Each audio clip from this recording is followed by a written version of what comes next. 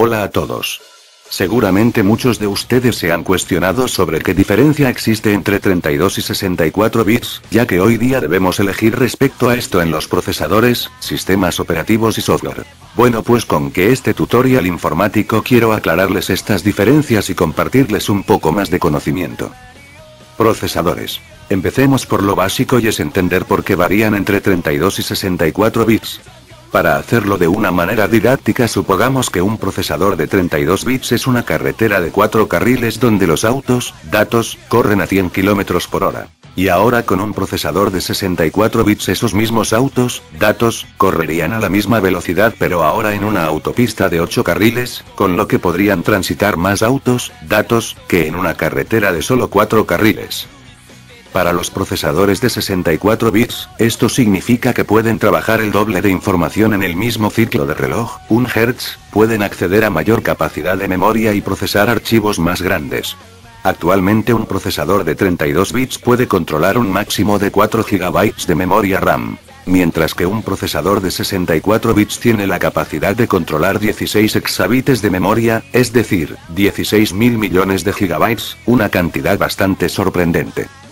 En cuanto a los cálculos matemáticos también habrá ventajas, ya que un procesador de 32 bits puede representar números desde 0 hasta 4, 294, 967, 295. Y uno de 64 bits incrementará la capacidad logrando que se puedan representar números desde 0 hasta 18, 44, 67, 44, 073, 709, 551, 615.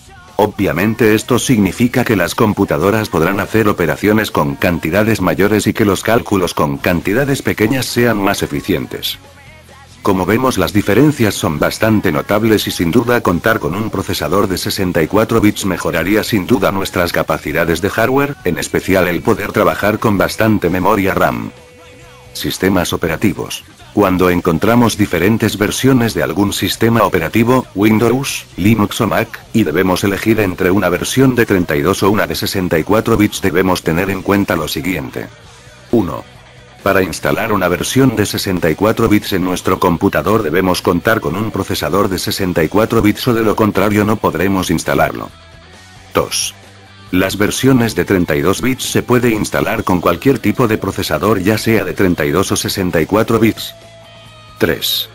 Si instalamos una versión de 32 bits en un computador con procesador de 64 estaremos desaprovechando las ventajas que dicho procesador trae, ya que para sacarle todo su potencial es necesario tener un sistema de 64 bits instalado. 4.